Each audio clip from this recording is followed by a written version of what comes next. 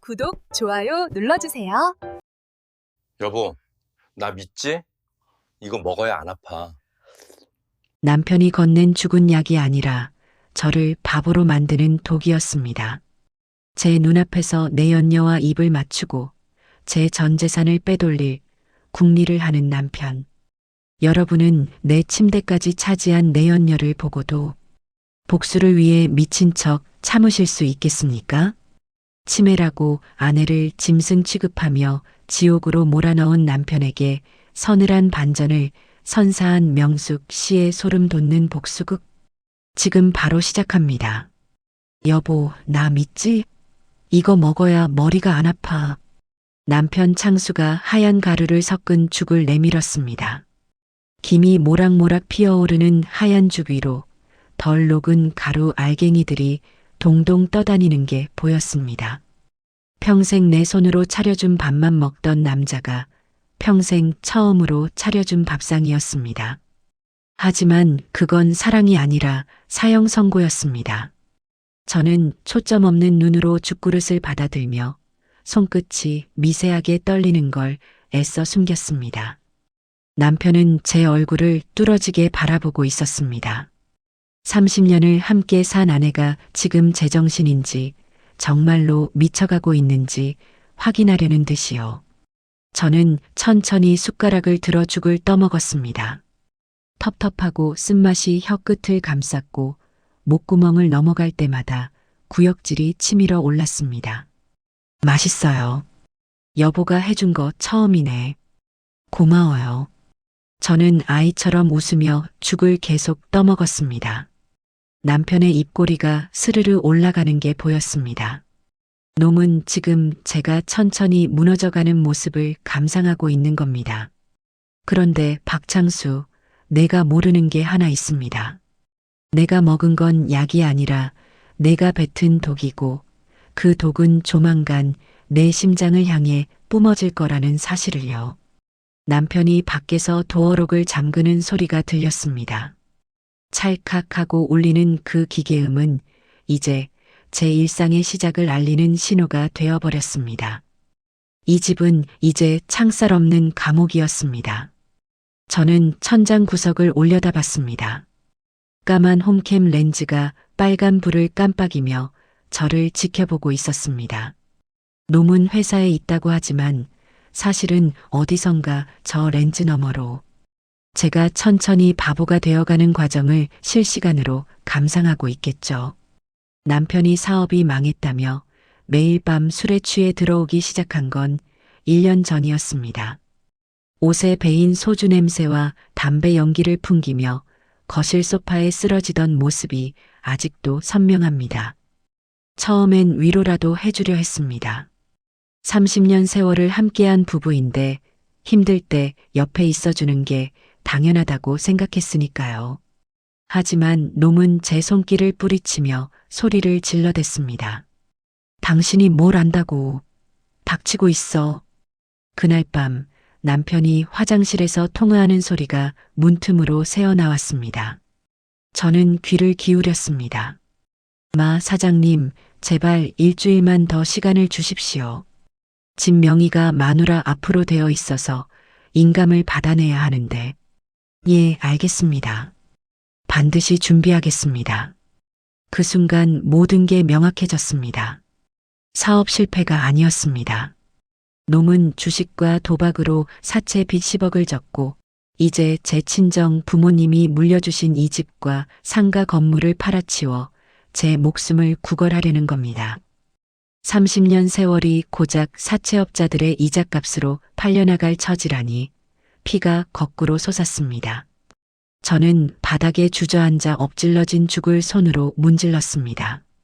미친 사람처럼 벽에 의미 없는 선을 긋고 입가에 침을 질질 흘리며 중얼거렸습니다.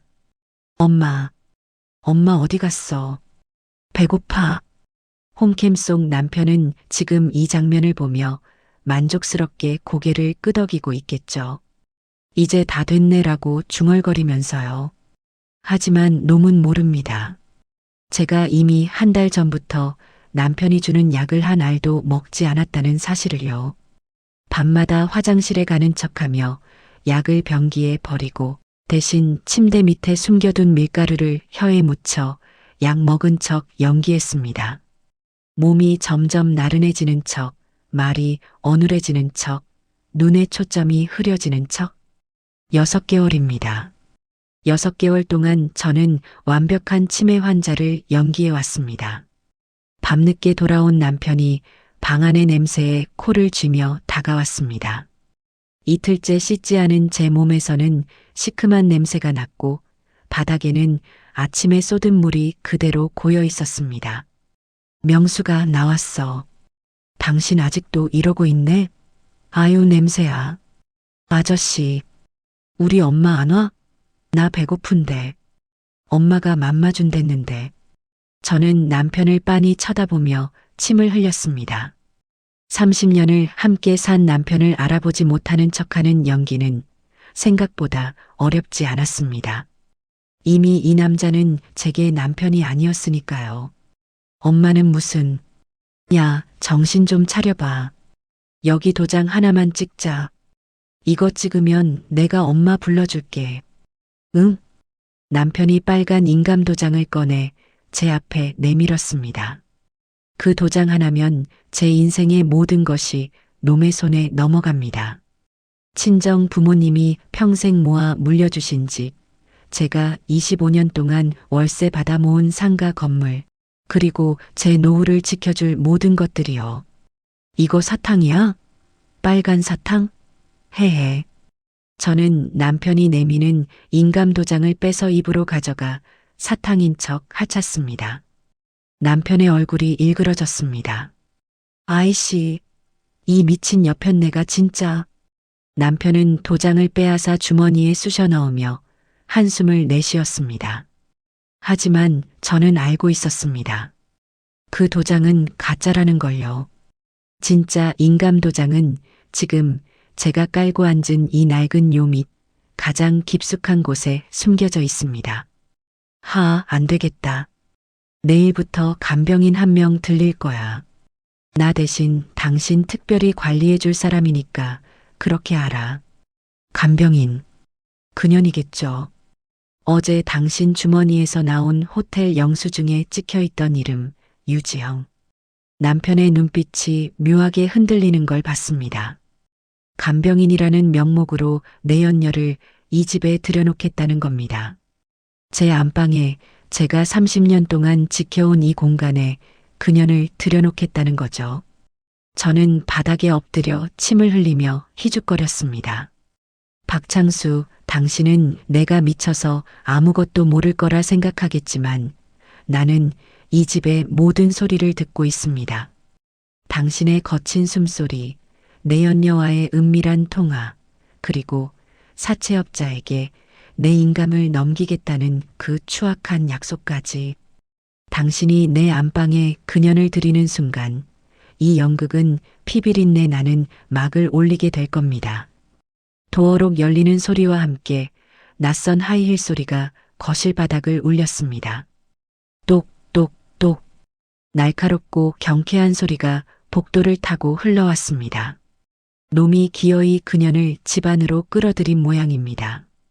저는 침대 머리맡에 멍하니 앉아 침을 흘리며 초점 없는 눈으로 방문을 응시했습니다. 오빠, 집이 이게 뭐야? 냄새나서 코가 다 썩겠네. 저 할망구가 진짜 벽에 똥이라도 싼 거야? 젊은 여자의 목소리가 날카롭게 울려 퍼졌습니다. 코를 찌르는 듯한 말투에서 교양이라곤 찾아볼 수 없었습니다. 30대 초반쯤 되어 보이는 목소리였는데 남편을 오빠라고 부르는 걸 보니 한참 어린 여자를 끌어들인 모양입니다. 지영아, 조금만 참아. 금방 요양원으로 치워버릴 거니까. 그전까지만 내가 간병인인 척 감시 좀 해줘. 에이, 알았어. 그래도 이건 너무한 거 아니야? 나 원래 이런 냄새 진짜 못 참는데. 방문이 열리고 진한 향수 냄새가 제 코를 찔렀습니다. 백화점 화장품 코너를 지나칠 때 맡던 그 달콤하고 자극적인 향이었습니다. 남편 창수의 팔짱을 낀 채 들어온 여자는 화려한 원피스 차림의 유지영이었습니다. 붉은색 립스틱을 진하게 바른 입술, 허리까지 내려오는 긴 머리, 그리고 제 얼굴을 보는 순간 역겹다는 듯 찌푸린 미간까지. 놈은 제 면전에서 그년의 허리를 감싸 안으며 저를 가리켰습니다. 30년 동안 단 한 번도 제 허리를 그렇게 다정하게 안아준 적 없던 남자가 지금 다른 여자 앞에서는 다정한 연인처럼 굴고 있었습니다. 명수가 인사해. 오늘부터 당신 돌봐줄 선생님이야. 아주 유능한 분이니까 말 잘 들어야 한다. 저는 아이처럼 손가락을 빨며 지영을 향해 희죽 웃어 보였습니다. 침이 손가락을 타고 주르륵 흘러내렸고 지영의 얼굴이 일그러지는 게 보였습니다. 예쁜 언니야. 언니 나 사탕 줘. 빨간 사탕. 어머 오빠. 진짜 맛이 갔네. 내 얼굴 보고 언니래. 징그러워 죽겠어. 지영은 역겹다는 듯 제 어깨를 툭 밀쳤습니다. 예상했던 반응이지만 실제로 당하니 온몸에 소름이 돋았습니다. 저는 힘없이 바닥으로 고꾸라졌고 엉덩이뼈가 딱딱한 마루에 부딪히는 통증이 느껴졌습니다. 하지만 저는 바보처럼 실실 웃음을 멈추지 않았습니다. 남편은 그런 저를 짐짝 보듯 내려다보며 지영에게 속삭였습니다. 하지만 놓은 목소리 톤 때문에 제 귀에도 또렷하게 들렸습니다. 저 카메라 보이지? 저걸로 내가 밖에서도 다 보고 있으니까 너도 연기 좀 잘해. 일단 저 할망구 명의의 건물 인간부터 찾아야 해. 장롱이고 바닥이고 샅샅이 뒤져봐. 걱정 마 오빠. 내 전공이 사람 털어먹는 건데. 그나저나 오빠 사채업자들한테는 잘 말해뒀지? 오늘 밤에 우리 호텔 가는 거다? 그래, 미리 예약해뒀어. 이번엔 스위트룸이야. 우리 지영이 좋아하는 오션뷰로.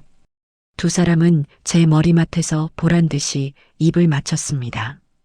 쪽 소리가 나도록 길게 키스하는 소리가 제 귀를 때렸습니다. 심장이 터질 듯이 뛰고 손톱이 손바닥을 파고들었지만 저는 여전히 바닥에 엎드려 침만 흘렸습니다. 손바닥에 반달 모양의 손톱 자국이 파이고 그 자리에서 미세하게 피가 배어나왔지만 아무도 눈치채지 못했습니다. 남편이 나가고 단둘이 남게 되자 지영의 본색이 드러났습니다. 문이 닫히는 소리가 들리자마자 그녀는 간병인 앞치마를 벗어 던지고 제 침대에 털썩 앉았습니다. 제가 30년 동안 잠들던 그 자리에 남편의 내연녀가 거만하게 다리를 꼬고 앉아 있는 모습이라니. 야 할망구. 들려? 그년이 제 턱을 거칠게 움켜쥐었습니다. 손톱이 제 볼에 파고드는 게 느껴졌고 따가운 통증이 번졌습니다. 내 남편 이제 내 거야. 내가 평생 일군 그 상가 건물도 이제 내 거 될 거고. 그러니까 억울하면 빨리 죽어주든가 아니면 그냥 조용히 찌그러져 있어. 알았어? 지영은 제 뺨을 툭툭 치며 거실로 나갔습니다. 날카로운 하이힐 소리가 점점 멀어지고 냉장고 문을 여는 소리가 들렸습니다. 제 냉장고에서 제 음식을 꺼내 먹고 있는 겁니다. 정막이 감도는 방 안, 저는 천천히 고개를 들어 천장의 홈캠을 노려봤습니다. 빨간 불빛이 여전히 깜빡이고 있었습니다. 창수야, 내가 설치한 그 카메라가 지금 내 내연녀가 내 뺨을 때리는 장면을 아주 잘 찍어뒀더구나. 고맙다 여보. 내가 직접 증거를 만들어주고 있으니까. 저는 이불 속으로 손을 집어넣어 남편이 그토록 찾던 진짜 인감도장을 만져봤습니다. 차갑고 단단한 금속의 감촉이 손바닥에 전해졌습니다. 놈들은 꿈에도 모를 겁니다. 이 도장이 지금 제가 깔고 앉은 이 낡은 요 밑 가장 깊숙한 곳에 숨겨져 있다는 거요. 거실에서 지영이 전화하는 소리가 들렸습니다. 목소리를 낮췄지만 복도를 타고 또렷하게 들려왔습니다. 응, 나야. 지금 그 할망구네 집이야. 오빠는 나갔어. 인감? 아직 못 찾았는데 좀만 기다려. 찾는 대로 바로 연락할게. 걱정 마. 박창수 그 멍청이는 아무것도 모를 거야. 우리 계획대로만 하면 돼. 저는 귀를 의심했습니다. 내연녀는 남편조차 배신할 계획이었습니다. 놈들이 서로의 등에 칼을 꽂으려 안달이 난 꼴을 보니 웃음이 터져 나올 것 같았습니다. 하지만 저는 꾹 참았습니다. 입꼬리가 실룩거리는 걸 억지로 눌러내리고 다시 침을 질질 흘렸습니다. 그리고 내일부터 이 집의 주인이 누구인지 똑똑히 가르쳐 주마. 남편이 출근하자마자 집안은 그년의 놀이터가 됐습니다. 현관문이 닫히는 소리가 들리자 지영은 간병인 앞치마를 구석에 던져두고는 제 안방, 화장대에 앉아 제 화장품들을 하나씩 만지작거렸습니다. 어머, 이게 뭐야? 고급 화장품이네. 할망구 주제에 이런 거 쓰고 있었네. 그녀는 제 화장수 뚜껑을 열어 코에 대고 킁킁거리더니 자기 얼굴에 펌핑해서 발라댔습니다. 제가 아껴 쓰던 앰플까지 통째로 쏟아부으며 거울을 보고 있었습니다. 30년 동안 알뜰하게 모아 산 화장품들이 그녀의 손에서 장난감이 되어가는 모습을 보며 저는 이를 악물었습니다. 야, 할망구, 너 내가 차려준 밥 안 먹어? 그년이 내밀은 밥그릇에는 어제 먹다 남은 생선 가시와 시커멓게 탄 밥알, 그리고 정체 모를 국물이 섞여 있었습니다. 냄새부터 역겨웠습니다. 상한 음식 특유의 시큼한 냄새가 코를 찔렀고 저는 본능적으로 고개를 돌렸습니다. 왜 입맛 없어? 침에 걸린 주제의 입맛은 또 까다로워? 내가 멍하니 숟가락을 들지 않자 지영은 제 머리채를 움켜쥐고 억지로 고개를 숙이게 만들었습니다. 두피가 찢어질 듯한 통증이 번졌고 눈물이 핑 돌았습니다. 하지만 저는 꾹 참았습니다. 먹으라고 할 때 먹어. 너 때문에 내 귀한 시간 날리는 거 안 보여? 오빠가 너 금방 치워준다고 했으니까 조금만 참는 거야. 나도. 그녀는 제 뺨을 세게 내리치고는 콧노래를 부르며 거실로 나갔습니다. 짝 소리가 나도록 세게 때린 탓에 귓속이 웅웅거렸습니다. 저는 쏟아진 밥알을 손으로 주워 담으며 천천히 입술을 씹었습니다. 비릿한 피냄새가 입안에 퍼졌지만 저는 여전히 홈캠을 향해 바보처럼 희죽거렸습니다. 박창수, 지금 보고 있니? 내가 들인 전연이 내 머리채를 잡고 뺨을 때리는 이 생생한 화면을 말이야. 잘 저장해둬. 곧 쓸 때가 있을 테니까. 거실에서 지영이 냉장고를 뒤지는 소리가 들렸습니다. 제가 아껴두었던 과일들을 꺼내 먹는 소리, 요거트 뚜껑을 따는 소리, 그리고 TV를 크게 틀어놓고 킥킥거리며 웃는 소리까지. 이 집이 완전히 그년의 것이 된 듯한 착각이 들 정도였습니다. 오후가 되자 지영은 제 눈앞에서 대담하게 전화를 걸었습니다. 안방 구석, 홈캠의 마이크가 겨우 닿을락 말락한 그 자리에 앉아서요. 하지만 그녀는 몰랐습니다. 제가 이미 그 위치를 파악하고 있었다는 걸요. 마 사장님. 응, 지금 그 할망구 옆이야. 걱정 마, 오빠 몰래 인감도장 찾으면 내가 바로 넘길 테니까. 저는 바닥에 엎드린 채 귀를 쫑긋 세웠습니다. 마 사장? 남편에게 돈을 빌려준 그 사채업자 말인가요? 오빠는 건물 팔아서 빚 갚을 생각만 하지 현금 챙길 생각은 못 하더라고. 멍청하지? 우리 반반씩 나누기로 한 거 잊지 마. 인감만 있으면 위조 서류 만들어서 건물 담보로 대출받는 거 식은 죽 먹기잖아. 제 온몸에 소름이 돋았습니다. 내연녀는 남편조차 배신할 계획이었습니다. 남편은 사채 빚을 갚으려고 제 건물을 팔려는 거고, 지영은 마 사장과 짜고 건물을 담보로 대출을 받아 현금을 빼돌리려는 겁니다.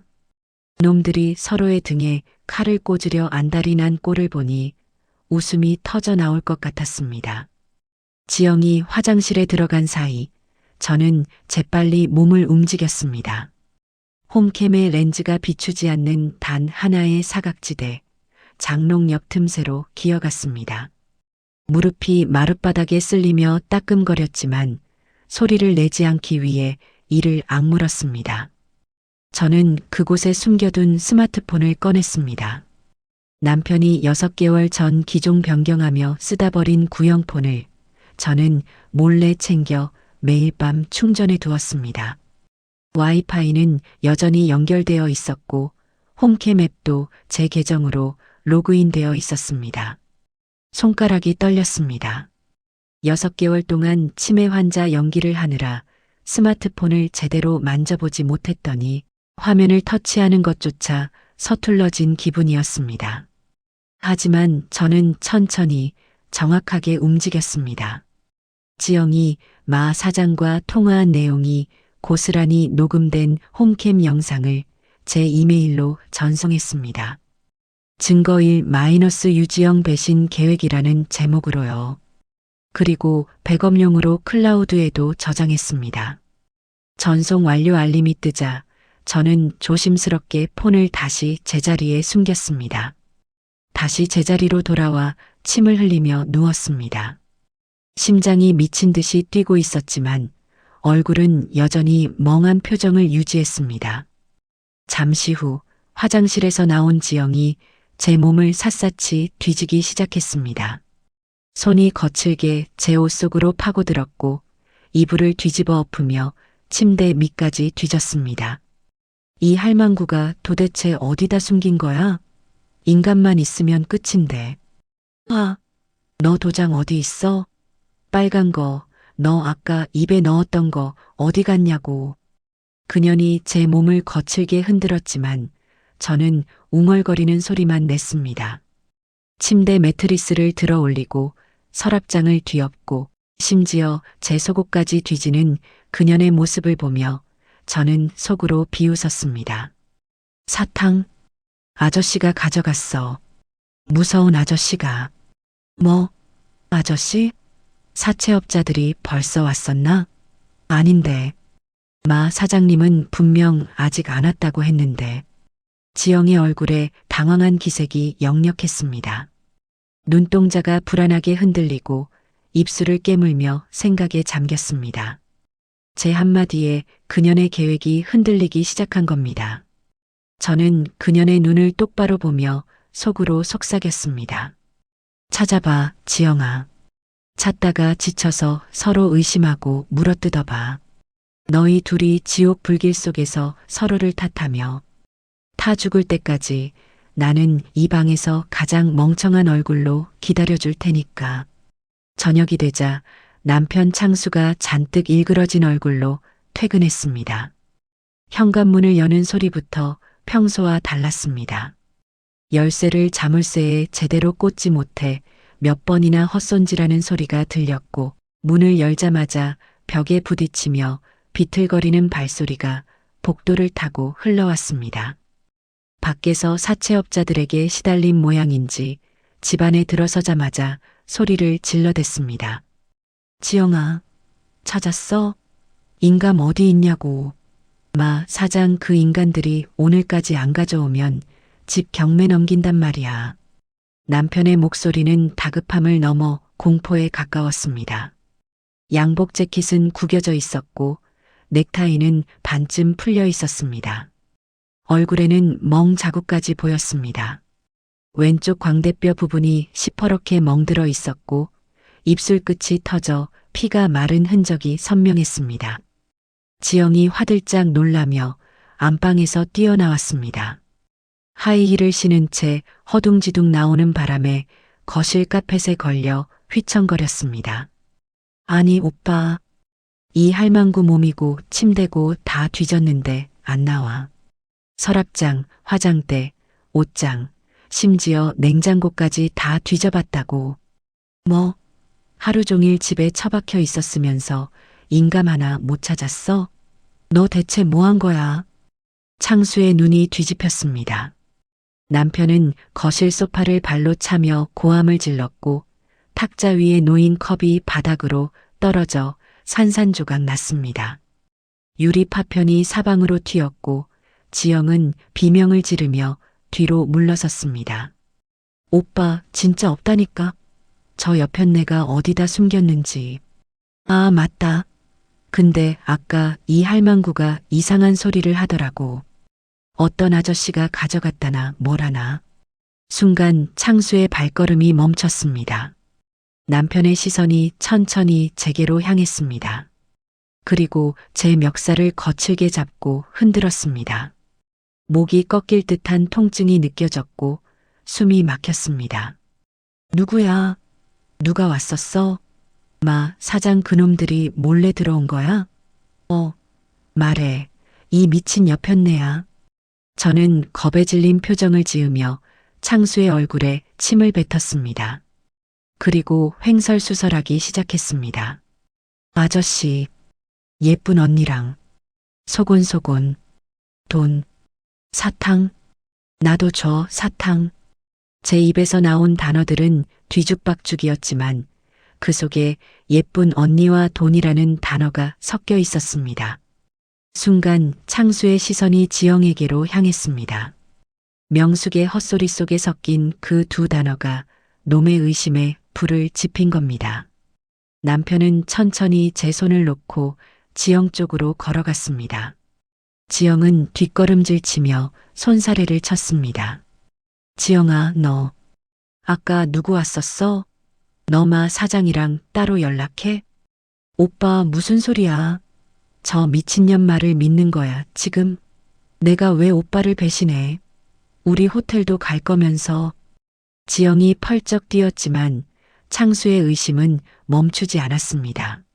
남편은 주머니에서 휴대폰을 꺼내 홈캠 앱을 켰습니다.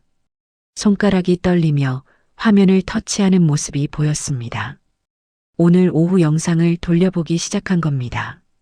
화면 속 지영이 안방 구석에 앉아 누군가와 통화하는 모습이 보였습니다. 하지만 소리는 명확하지 않았습니다. 지직지직 노이즈가 섞여 있었고 단편적인 단어들만 들렸습니다. 마 사장님, 인감, 오빠 몰래. 저는 이미 알고 있었습니다. 지영이 전화 통화를 하던 곳은 홈캠의 마이크가 겨우 닿는 구석이었고 제가 미리 설정해둔 노이즈 필터 때문에 대화 내용이 뭉개져 들릴 거라는 거요. 남편이 구형 홈캠을 설치할 때 저는 몰래 앱 설정을 만져뒀습니다. 마이크 감도를 낮추고 특정 주파수 대역에 노이즈를 추가하는 것쯤은 유튜브 검색으로도 충분히 배울 수 있었습니다. 안 들려. 도대체 뭐라고 속삭이는 거야, 둘이서. 창수가 소리를 지르며 휴대폰을 바닥에 내동댕이 쳤습니다. 액정이 깨지는 소리가 요란했고 파란 불빛이 깜빡이다 꺼졌습니다. 저는 그 광경을 보며 아이처럼 손뼉을 쳤습니다. 싸운다. 헤헤, 예쁜 언니랑 아저씨랑 싸운다. 더 해줘, 더. 창수는 제 얼굴을 갈기려다 멈칫하더니 지영의 머리채를 잡아챘습니다. 지영의 비명이 집안을 가득 채웠습니다. 너 똑바로 말해. 인감 내가 빼돌렸지? 마 사장이랑 짜고 나 먹여 살리기로 한 거 아니냐고. 이거 놓으라고. 오빠 미쳤어? 저 할망구 연기에 속아 넘어가는 꼴이라니. 지영이 창수의 팔을 핥히었습니다. 손톱 자국이 빨갛게 남았고 피가 배어나왔습니다. 창수는 아픔의 비명을 지르며 지영을 밀쳤고 지영은 소파에 넘어지며 눈물을 흘렸습니다. 인감? 그래, 내가 가졌으면 좋겠다. 그럼 이런 지옥 구석에서 너 같은 놈이랑 안 놀아. 넌 나한테 뭐 해준 게 있는데? 호텔비 낼 돈도 없으면서 스위트룸 예약했다고 거짓말이나 하고. 뭐, 내가 언제 돈이 없다고. 마 사장한테 오늘 또 얼마 뜯겼어? 얼굴에 멍든 거 보니까 또 맞았지? 그러면서 나한테는 다 잘 될 거라고 거짓말만 늘어놓고 서로의 밑바닥을 긁어대며 싸우는 놈들을 보며 저는 입가에 고인 침을 닦았습니다. 이제 시작입니다. 놈들의 견고했던 공범 관계에 제가 던진 작은 헛소리가 거대한 균열을 만들고 있었습니다. 저는 다시 바닥에 엎드려 사탕을 찾는 척하며 어제 남편의 양복 안주머니에서 몰래 빼낸 차키를 침대 밑 깊숙한 곳으로 밀어 넣었습니다. 작은 금속 소리가 났지만 노틀은 싸우느라 전혀 눈치채지 못했습니다. 거실에서는 여전히 고함 소리가 들렸습니다. 지영이 화병을 집어 던지는 소리, 창수가 욕설을 퍼붓는 소리, 그리고 둘 다 울먹이며 서로를 비난하는 소리까지. 저는 이불을 뒤집어 쓰고 조용히 웃었습니다. 박창수, 이제 넌 이 집에서 한 발짝도 못 나갈 거야. 차 키 없이 어디 가보려고. 내가 믿었던 전형과 함께 서로의 목을 조르며 썩어가게 해주마. 현관문이 부서질 듯한 굉음과 함께 사채업자 마 사장과 덩치들이 들이닥쳤습니다. 쾅! 문짝이 벽에 부딪히며 울리는 소리에 집안 전체가 흔들리는 것 같았습니다. 검은 정장을 입은 남자 셋이 거실로 쏟아져 들어왔고 그 뒤로 선글라스를 낀 마 사장이 여유롭게 걸어 들어왔습니다. 집안은 순식간에 아수라장이 됐습니다. 남편 창수는 사색이 되어 무릎을 꿇었고 지영은 제 방 구석으로 숨어들어 몸을 떨었습니다. 아까까지만 해도 서로에게 고함을 지르던 놈들이 이제는 쥐 죽은 듯 조용해졌습니다. 박 사장, 오늘이 약속한 날인 건 알지? 돈이 없으면 집 서류라도 내놔야지. 사람 인내심 테스트하는 것도 아니고 말이야. 마 사장이 창수의 뺨을 툭툭 치며 소파에 깊숙이 앉았습니다. 남편 창수는 바닥을 기며 제 방 쪽을 가리켰습니다. 무릎으로 마룻바닥을 기어가는 소리가 처량하게 들렸습니다. 마 사장님, 진짜 조금만 더 시간을 주세요. 저기 저 미친 마누라가 인감을 어디 숨겼는지 말을 안 해서 그래요. 제가 지금 당장이라도 찾아낼 테니까. 시간? 박 사장, 나 이미 석 달째 시간 주고 있는데 이자만 해도 벌써 2천이 넘어갔어. 오늘 못 가져오면 진짜 끝이야. 마 사장의 시선이 침대에 멍하니 앉아있는 저에게 꽂혔습니다. 저는 손가락으로 마 사장을 가리키며 바보처럼 해맑게 웃었습니다. 와, 까만 아저씨다. 아저씨, 나랑 숨바꼭질 할래? 예쁜 언니는 장롱 뒤에 숨었는데. 제 말에 지영이 작게 비명을 지르며 방 구석에서 튀어나왔습니다. 지영의 얼굴은 창백했고 눈은 불안함으로 흔들리고 있었습니다. 마 사장은 비열한 미소를 지으며 지영을 천천히 훑어봤습니다.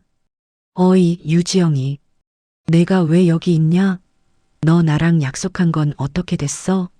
박 사장 몰래 인감 넘기기로 한 거 말이야. 순간 거실의 공기가 얼어붙었습니다. 창수의 눈이 경악으로 물들었고 입이 벌어진 채 지영을 바라봤습니다. 뭐? 지영아, 너 진짜였어?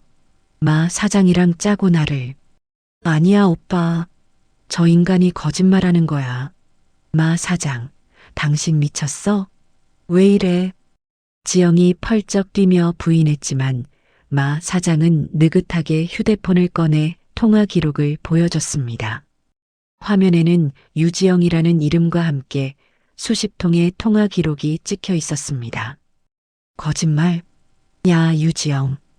우리 어제도 통화했잖아. 오빠는 멍청해서 인감만 찾으면 끝이에요. 이렇게 말한 거 녹음해뒀는데. 뭐라고? 창수가 비틀거리며 지영에게 다가갔습니다. 손이 부들부들 떨리고 있었고 이마에는 식은 땀이 송골송골 맺혀 있었습니다. 지영아, 너 정말 나를. 오빠 아니야. 그건 마 사장이 협박해서 그런 거야. 내가 어떻게 오빠를. 집안은 서로를 향한 고함과 욕설로 가득 찼습니다. 창수가 지영의 핸드백을 낚아채 바닥에 쏟았고 그 안에서 또 다른 휴대폰이 나왔습니다. 이중으로 폰을 쓰고 있던 겁니다. 지영은 울먹이며 그 폰을 주우려 했지만 마 사장의 부하가 먼저 낚아챘습니다. 오빠, 제발. 그건 안 돼. 뭐가 안 돼? 여기 뭐가 들어있길래. 놈들이 서로의 멱살을 잡고 나동그라지는 동안 저는 천천히 침대 밑으로 손을 뻗었습니다. 거기에는 남편이 그토록 찾던 인감도장과 제가 밤마다 몰래 작성해둔 채무 이행 각서가 있었습니다. 하지만 그 서류는 보통의 각서가 아니었습니다. 남편 박창수가 내연녀와 공모해 저에게 독약을 먹였다는 사실, 저를 치매 환자로 만들어 재산을 가로채려 했다는 사실을 스스로 자백하게끔 유도해 만든 특수 서류였습니다.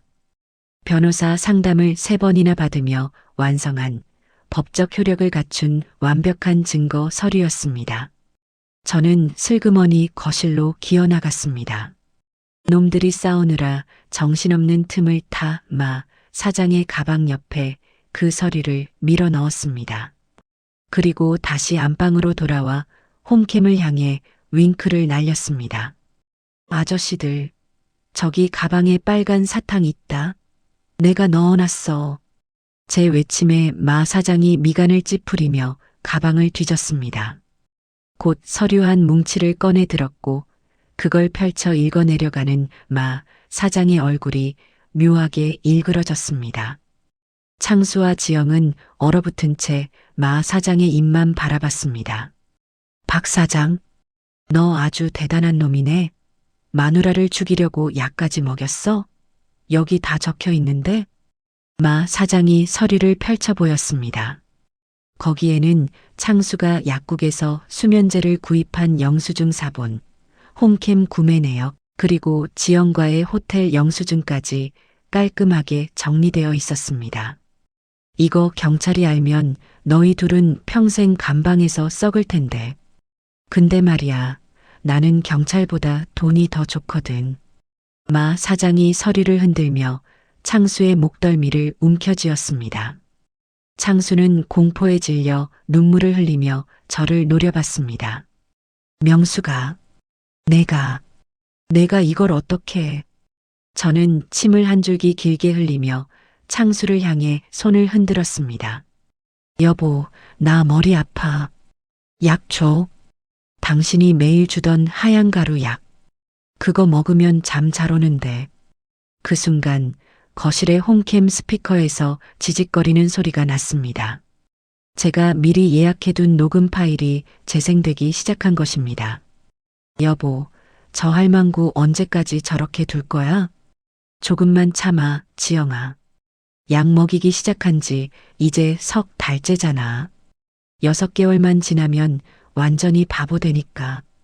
그럼 인감 받아서 건물 팔 수 있는 거지? 당연하지. 그거 팔면 10억은 나와. 빚 갚고 우리 둘이 새 출발하는 거야. 창수와 지영이 나를 죽이고 재산을 나눠 갖기로 모의했던 그날. 밤의 생생한 목소리가 온 집안에 울려 퍼졌습니다.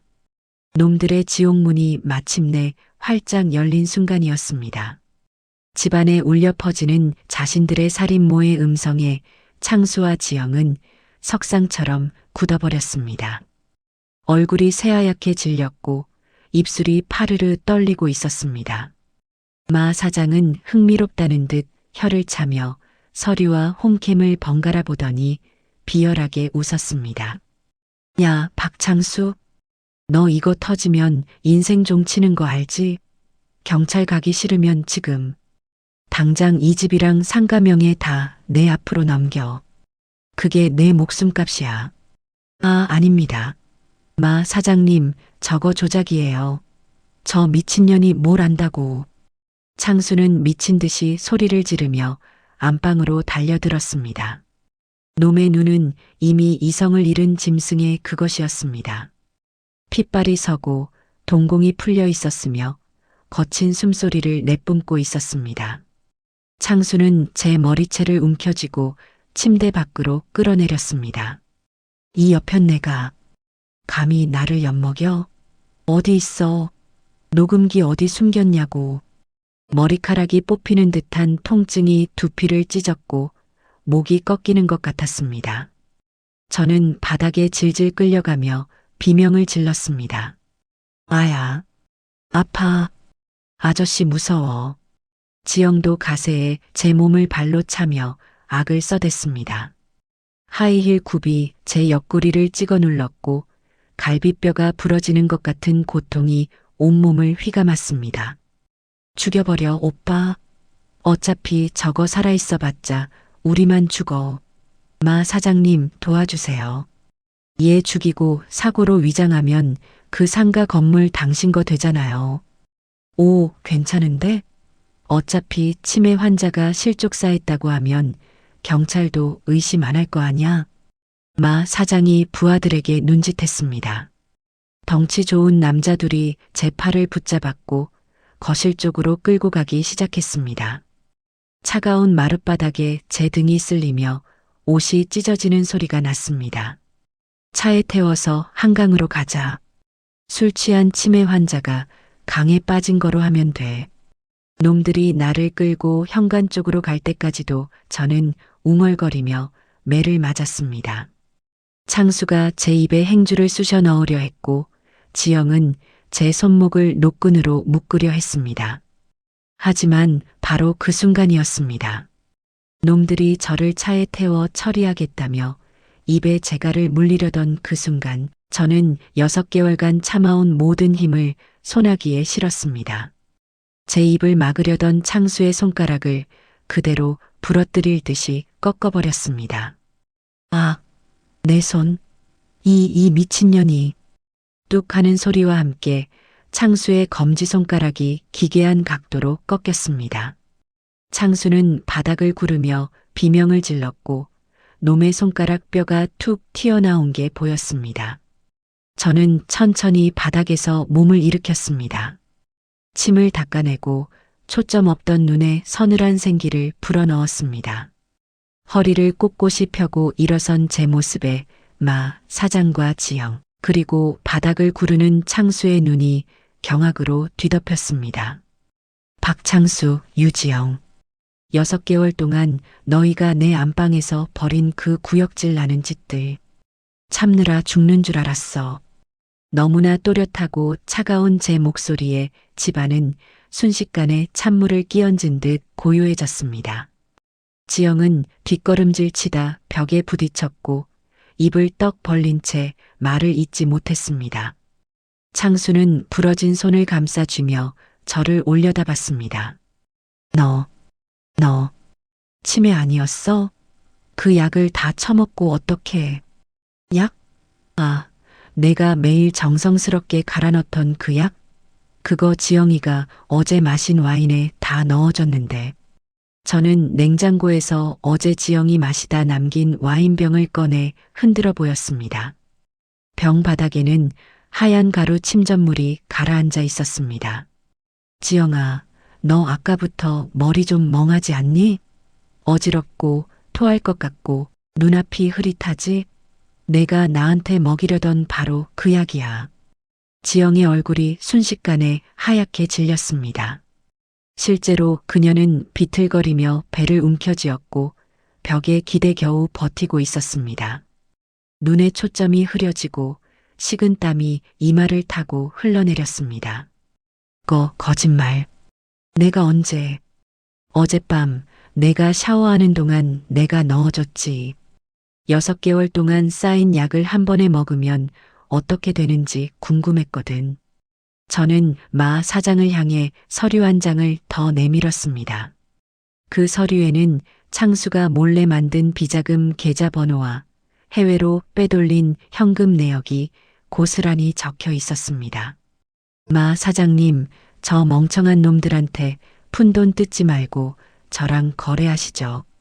박창수가 몰래 빼돌린 비자금 계좌랑 당신이 찾는 인감, 내가 어디 있는지 알려줄 테니까. 마 사장의 눈이 서류에 꽂혔습니다. 거기에는 스위스 은행 계좌 번호와 함께 35억이라는 숫자가 적혀 있었습니다. 창수가 10년 동안 몰래 빼돌린 돈이었습니다. 대신 놈들이 이 집에서 나갈 땐 제 발로 못 나가게 해주세요. 저는 거실 한복판에 우아하게 앉아 덜덜 떨고 있는 남편의 얼굴에 방금 뱉어낸 행주를 던져버렸습니다. 창수의 얼굴에 침 묻은 행주가 찰싹 붙었고 놈은 손을 떨며 그것을 떼어냈습니다. 여보, 숨바꼭질은 이제 끝났어. 이제부터는 진짜 지옥이 뭔지 내가 보여줄게. 마 사장이 천천히 박수를 쳤습니다. 짝짝짝 느리고 비꼬는 듯한 박수 소리가 거실에 울려 퍼졌습니다. 대단한데 김명숙 씨 6개월 동안 바보 연기하면서 증거 모으고 있었다는 거지? 근데 당신 내가 착한 사람인 줄 알아? 알죠. 당신도 저놈들만큼 쓰레기라는 거. 하지만 지금 당신한테 필요한 건 10억짜리 집이 아니라 35억짜리 계좌 아닌가요? 순간 마 사장의 표정이 변했습니다. 탐욕과 계산이 뒤섞인 눈빛으로 저를 뚫어지게 바라보더니 천천히 고개를 끄덕였습니다. 좋아. 거래성사야. 애들아, 저들 좀 조용히 시켜. 집안의 공기가 순식간에 뒤바뀌었습니다. 바닥을 기던 미친년이 서늘한 사냥꾼이 되어 나타나자 마 사장은 오히려 재미있다는 듯 껄껄 웃으며 창수와 지영을 번갈아 봤습니다. 야, 박창수, 너 마누라한테 아주 제대로 속았구나. 이거 주객전도가 따로 없네. 명수가, 아니 여보, 내가 잘못했어. 내가 잠시 미쳤었나 봐. 다 전현 때문이야. 전현이 옆에서 부추겨서. 창수가 부러진 손을 이끌고 제 발치로 기어왔습니다. 손가락이 기괴하게 꺾인 채로 바닥을 짚으며 다가오는 모습이 처참했습니다. 30년을 산 남자의 마지막 모습이 고작 타인에게 죄를 떠넘기는 비겁함이라니. 저는 혐오스럽다는 듯 놈의 손을 걷어찼습니다. 오빠, 지금 뭐라고 했어? 내가 시켰다고? 당신 빚 갚아주겠다고 나 끌어들인 게 누군데? 지영이 약 기운 때문인지 비틀거리면서도 창수의 얼굴을 핥히며 달려들었습니다. 손톱이 창수의 뺨을 그었고 빨간 선이 그어지며 피가 배어나왔습니다. 2마리 짐승이 거실 바닥을 구르며 서로의 머리채를 잡고 뜯는 광경을 저는 소파에 앉아 차갑게 감상했습니다. 마 사장님, 보시다시피 놈들은 이제 서로를 물어뜯느라 바쁘네요. 자, 여기 박창수의 개인 금고 열쇠입니다. 저는 이불 속에 숨겨뒀던 작은 열쇠를 꺼내 테이블 위에 올려놓았습니다. 노쇠 재질의 오래된 열쇠였고 그 옆에 메모지 한 장을 함께 놓았습니다. 이 집 지하 창고 벽장 뒤에 숨겨져 있죠. 그 안에는 당신이 원하는 인감과 놈이 몰래 빼돌린 비자금 통장, 그리고 스위스 은행 계좌 정보가 들어있을 겁니다. 마 사장의 눈이 탐욕으로 번뜩였습니다. 그는 열쇠를 집어들고 빛에 비춰보더니 부하들에게 신호를 보냈습니다. 덩치 좋은 남자 둘이 지영과 창수를 거칠게 떼어놓았습니다. 박 사장, 이제 내 마누라가 시키는 대로 해야겠지? 얌전히 지하로 안내해. 허튼 짓 하면 그땐 진짜 장기라도 팔아야 할 거니까. 안 돼. 마 사장님, 그건 제 평생 모은 돈이에요. 제발. 창수가 애원했지만 마 사장의 부하들은 놈의 팔을 비틀어 일으켰습니다. 지하 창고로 끌려가는 창수의 비명과 지영의 울음소리가 계단을 타고 내려갔습니다. 오빠, 나 약 먹었다고. 병원 가야 한다고. 닥쳐, 이년아. 너도 같이 가. 쿵, 쿵, 쿵. 계단을 내려가는 소리가 점점 멀어졌습니다. 잠시 후 지하실에서 육중한 금고 문이 열리는 소리가 들려왔습니다. 끼익하는 녹슨 경첩 소리와 함께 마 사장의 환호성이 터져 나왔습니다. 오, 이게 다 뭐야? 통장이 몇 개야, 이게. 하지만 그 환호성은 곧 당혹감으로 바뀌었습니다. 잠깐, 이게 뭐야? 박창수? 이 종이 쪼가리들이 다 뭐냐고.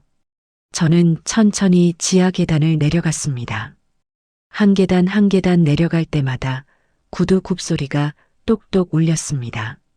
6개월 동안 맨발로 바닥을 기어다니던 제가 이제는 당당하게 걷고 있었습니다. 금고 안에는 비자금 통장 대신 지난 6개월간 놈들이 저를 학대하고 재산을 가로채려 모의한 증거 사진들이 가득 차 있었습니다. 홈캠 화면을 캡처한 사진, 지영이 제 뺨을 때리는 장면, 창수가 약을 타는 장면, 그리고 두 사람이 입을 맞추며 제 재산을 나눠 가질 계획을 세우는 장면까지. 그 옆에는 남편의 사채 계약서 원본들이 가지런히 정리되어 있었고 마 사장과 지영이 통화한 녹취록도 함께 들어 있었습니다. 그리고 그 맨 위에는 경찰서에 제출할 고소장 초안까지 준비되어 있었습니다. 마 사장의 얼굴이 일그러졌습니다. 그가 서류 뭉치를 집어 들려는 순간 밖에서 사이렌 소리가 들려오기 시작했습니다. 이게 무슨... 마 사장님, 당신도 마찬가지예요. 불법 사채와 협박, 그리고 가택 침입의 살인 교사까지. 오늘 한꺼번에 정리해 드릴게요. 저는 주머니에서 휴대폰을 꺼냈습니다. 화면에는 112 신고 완료라는 메시지가 떠 있었고 통화 시간이 15분째 흐르고 있었습니다. 제가 마 사장과 거래한다고 말하는 순간부터 모든 대화가 경찰에게 실시간으로 전송되고 있었던 겁니다. 지하 창고의 좁은 입구 위로 경찰들이 우르르 들이닥쳤습니다. 경찰입니다. 모두 손들고 엎드리세요. 뭐야, 이게 무슨... 마 사장과 부하들, 그리고 창수와 지영은 서로의 멱살을 잡은 채 그대로 수갑이 채워졌습니다. 창수는 넋이 나간 얼굴로 저를 바라봤습니다. 입술이 파르르 떨리고 눈에는 믿을 수 없다는 표정이 가득했습니다. 저는 놈의 귓가에 대고 낮게 속삭였습니다. 여보, 당신이 그랬지? 내 운명은 여기까지라고. 틀렸어. 당신 운명이 여기까지야. 감옥에서 평생 내가 주는 하얀 약 그리워하며 살아. 경찰이 창수를 끌고 나가려 하자 놈은 마지막으로 제게 소리쳤습니다. 명수가 30년을 같이 산 사이인데 이럴 수 있어. 30년? 당신이 먼저 져버렸잖아. 나는 그냥 돌려받은 것뿐이야. 지영은 약 기운에 완전히 취해 제대로 서 있지도 못했습니다. 경찰 2명이 양쪽에서 부축해 끌고 나갔고 계단을 올라가다 그녀는 토하기 시작했습니다. 6개월치 수면제가 한꺼번에 몸속에 들어간 탓이었습니다. 병원 가야 해. 약 먹었어. 병원 거쳐서 유치장 갈 겁니다. 걱정 마세요. 경찰관의 차가운 대답이 들렸습니다. 마 사장은 끝까지 저를 노려봤습니다. 김명숙, 당신 처음부터 다 계획한 거지? 나까지 끌어들일 생각으로? 당신이 욕심이 많아서 쉬웠어요. 탐욕스러운 사람은 미끼만 던지면 알아서 물어요. 마 사장이 끌려나가고 집안은 다시 고요해졌습니다. 경찰들이 증거물을 수집하고 제 진술을 받기 시작했습니다. 저는 담담하게 그리고 또렷하게 6개월간의 이야기를 들려줬습니다. 6개월 동안 정말 힘드셨겠습니다. 젊은 여경이 제 손을 잡아주며 위로했습니다. 저는 고개를 저었습니다. 아니에요. 힘든 게 아니라 기다리는 시간이었어요. 정의가 돌아오는 그날을요. 경찰차에 붉고 파란 불빛이 거실 유리창을 어지럽게 훑고 지나갔습니다. 수갑을 찬 채 끌려나가는 창수는 끝까지 비굴하게 소리를 질러댔습니다. 여보, 명수가, 내가 잘못했어. 나 저 사람들한테 끌려가면 죽어. 명수가. 그 뒤를 따르는 지영은 약 기운에 취해 초점 없는 눈으로 중얼거렸습니다.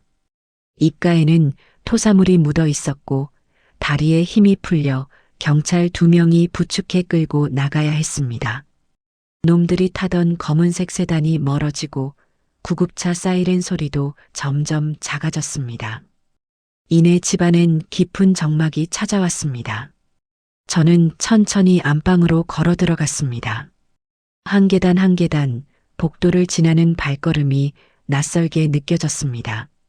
6개월 동안 이 바닥을 기어다니고 침을 흘리고 맞으며 살았던 제가 이제는 똑바로 서서 걷고 있었습니다. 천장 구석에서 여전히 깜빡이는 홈캠의 파란 불빛. 저는 의자를 가져와 그 앞에 섰습니다. 그리고 렌즈를 똑바로 응시하며 처음으로 활짝 웃어 보였습니다. 수고했어, 박창수. 덕분에 내 추악한 민낯 아주 잘 감상했어. 저는 홈캠의 전원을 단호하게 뽑아버렸습니다. 찌직하는 소리와 함께 빨간 불빛이 꺼졌습니다. 6개월간 저를 옥죄던 감시의 눈이 마침내 감겼습니다. 저는 장롱 깊숙한 곳에서 남편 몰래 챙겨두었던 제 진짜 서류들을 꺼냈습니다. 친정 부모님이 물려주신 집 등기부등본, 상가 건물 임대차 계약서, 그리고 25년 동안 모아온 통장들. 놈들은 제 정신을 지우려 했지만 저는 오히려 그 시간 동안 제 이름을 더 또렷하게 새겼습니다. 부모님 유품도 함께 꺼냈습니다.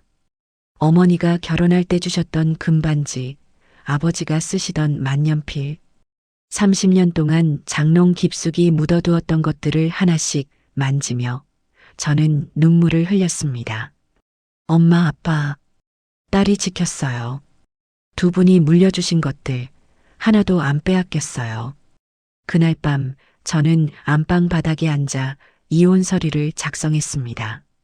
변호사가 미리 준비해준 양식이었고 제 서명란에 또박또박 이름을 적었습니다.